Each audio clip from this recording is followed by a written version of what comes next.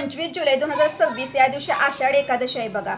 आषाढ एकादशीला देवशयनी एकादशी म्हणून सुद्धा ओळखले जाते.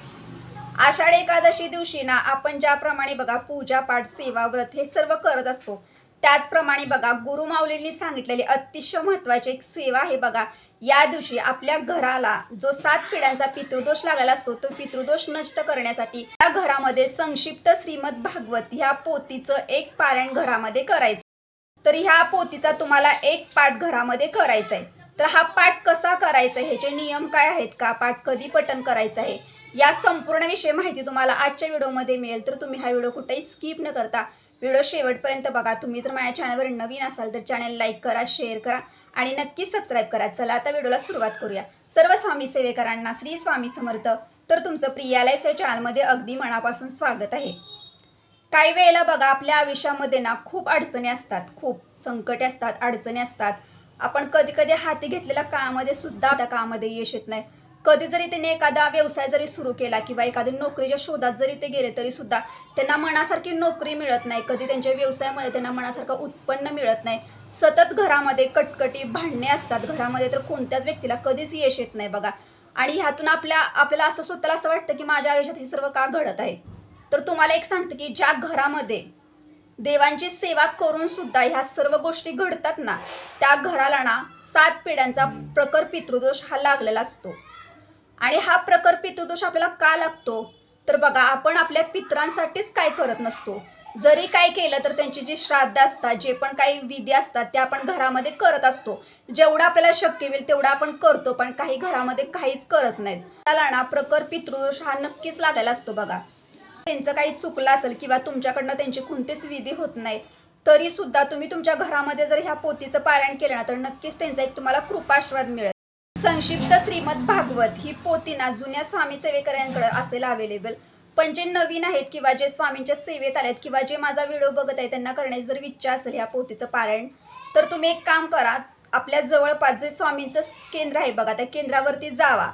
तिथं जे स्टॉल असतात त्या स्टॉलवरती चौकशी करा, नक्कीच तुम्हाला पोथी मिळून जाईल. भले तुम्हाला तिथे नाही पोथी मिळाली तर तिथं जे सेवेकरी असतात ना त्यांच्यासोबत तुम्ही संपर्क करा. जे तुमच्या जवळचे सेवेकरी असतील त्यांच्या घरी नक्कीच ही पोथी अवेलेबल असेल, त्यांच्याकडनं ती पोथी घ्या. तुम्ही घरामध्ये 1 दिवसाचं पारायण करा एका बैठकीमध्ये आणि त्यांना ती पोथी तुम्ही परत करू शकता.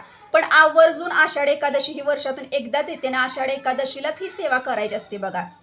तर आता सेवा कशी करायची तर बघा, आषाढ एकादशी दिवशी आपल्याच प्रत्येकाचं व्रत असतं. आता ज्या व्यक्तींचं व्रत असतं त्यांनी दिवसभर आपला उपवास असतो, पण ज्या व्यक्तींचं व्रत नाही आणि त्यांना जर ह्या पोथीचं पारायण घरामध्ये करायचं तर मला एक सांगते की तुम्हाला जेवण वगैरे करून पारायण करायचं नाही. तुम्ही हलकं काही तर खाऊ शकता घरामध्ये, म्हणजे हलका आहार तुम्ही घेऊ शकता, पण पोट गच्च भरून तुम्ही जेवण करून ह्या पोथीचं पारायण घरामध्ये करू नका.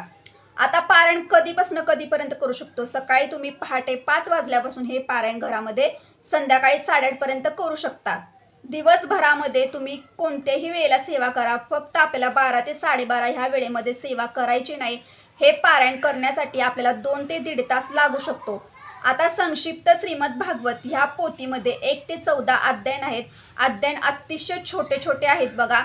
तुम्हाला सांगते की तुम्हाला जवळजवळ 1.5 ते 2 तास नक्कीच लागणार आणि हे आपल्याला एका बैठकीत करायचं आहे ना, की आपल्याला पोथी वाचन करताना आपल्याला उठायचं आहे मध्ये किंवा सकाळी अर्धे अध्याय, दुपारी अर्धे, संध्याकाळी अर्धे अशा सेवा आपल्याला करायची नाही. तुम्ही एका बैठकीत एका जागेला बसून तुम्ही हे व्यवस्थित ना 14 अध्याय घरामध्ये पठण करा. हे आपलं एक पारायण झालं.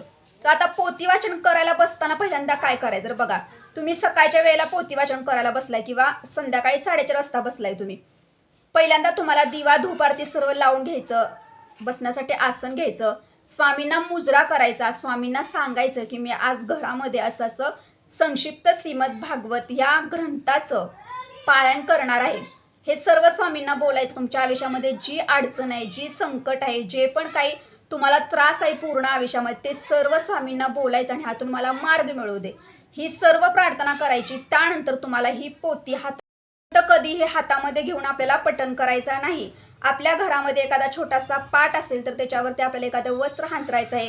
पांढरं काळ्या कलरचं वस्त्र सोडून तुम्हाला हिरव्या, पिवळ्या, गुलाबी जो पण रंग असेल ना त्या रंगाचं वस्त्र हांतरा, त्याच्यावरती ही पोथी ठेवा आणि त्यानंतर पहिल्यांदा आपल्याला बघा स्वामी स्तवन पठण करायचं आहे नित्यसेवेच्या पुस्तकामधलं.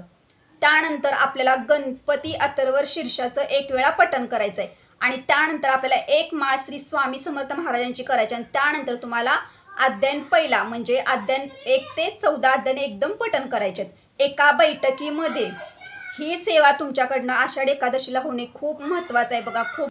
तर भगवान विष्णूंचा आपल्याला एक कृपाशीर्वाद मिळणार आहे बघा। त्याशिवाय भगवान विष्णूंना सुद्धा ही सेवा समर्पित आहे, म्हणजे ह्या पोथीचं पारायण हे भगवान विष्णूंची सेवा म्हणून सुद्धा करतात, कारण भगवान विष्णूंना ही सेवा विशेष प्रिय आहे बघा। आणि ज्या घरामध्ये ही सेवा होते ना त्या घरामध्ये माता लक्ष्मीचं सुद्धा आगमन होते। त्याचप्रमाणे गुरु माऊलींनी सांगितलंय की हे पितरांसाठी सुद्धा सेवा करायचे।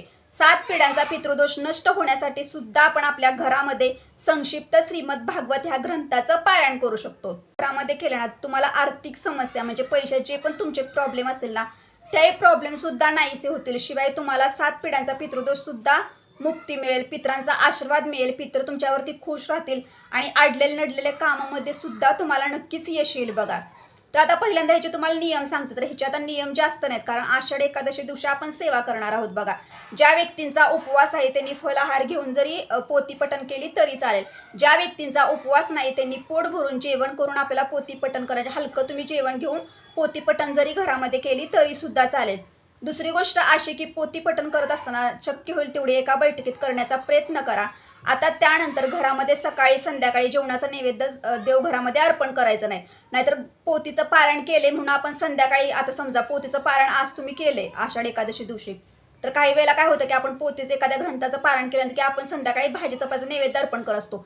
त्यासाठीच तुम्हाला सांगते की तुम्हाला संध्याकाळी सुद्धा उपवासाच्या पदार्थाचाच नैवेद्य अर्पण करायचं। ह्या गोष्टींची काळजी घ्या आणि त्यानंतर ही सेवा घरामध्ये करा। आषाढी एकादशी सारखा एवढा चांगला दिवस आहे की ह्या दिवशी ह्या पोथी पठण करण्याला जास्त काही नियम सुद्धा नाहीत बघा। जर आषाढी एकादशी नसती तर मी तुम्हाला नियम सांगितलेच असते, पण आषाढी एकादशी दिवशी आपल्या घरामध्ये सुद्धा धार्मिक वातावरण असतं बघा। आपण सर्वजणांचा उपवास असतो, काहींचा उपवास नसतो, त्या व्यक्ती सुद्धा शुद्ध शाकाहारी जेवण घेत असतात आणि प्रत्येकाच्या घरामध्ये एकदम धार्मिक पूजापाठ असते। ह्यासाठी तुम्ही घरामध्ये ही सेवा आवर्जून करा, वेळात वेळ काढा आणि ही सेवा तुमच्या घरामध्ये करा, कारण तुम्ही ही सेवा केली ना आषाढी एकादशी दिवशी तर तुम्हाला भगवान विष्णूंचा कृपाशीर्वाद मिळेल, माता लक्ष्मीचा कृपाशीर्वाद मिळेल, शिवाय आपल्या 7 पिढ्यांचा जो पितृदोष आहे त्यातून सुद्धा आपल्याला मुक्ती मिळेल आणि आपल्या पितरांचा एक आपल्यावरती कृपाशीर्वाद राहील बघा। आणि आपले पितर जेव्हा आपल्यावरती खुश असतील ना तेव्हा आपल्या प्रत्येक कामामध्ये यश येतं, प्रत्येक आपली अडलेली नडलेली कामं जी असतात ती सुद्धा मार्गी लागतात। यासाठी पितरांच्या स्मरणार्थी सुद्धा बघा ही सेवा खूप सुंदर गुरु माऊलींनी सांगितलेली सेवा आहे, नक्की आवर्जून करा आषाढी एकादशी दिवशी। आजच्या व्हिडिओमार्फत मी तुम्हाला जी माहिती दिली ती माहिती जर तुम्हाला आवडली असेल तर लाईक करा, शेअर करा आणि नक्की सबस्क्राईब करा। भेटूया त्या नेक्स्ट व्हिडिओमध्ये। तुम्हाला सर्व स्वामी सेवेकरांना श्री स्वामी समर्थ।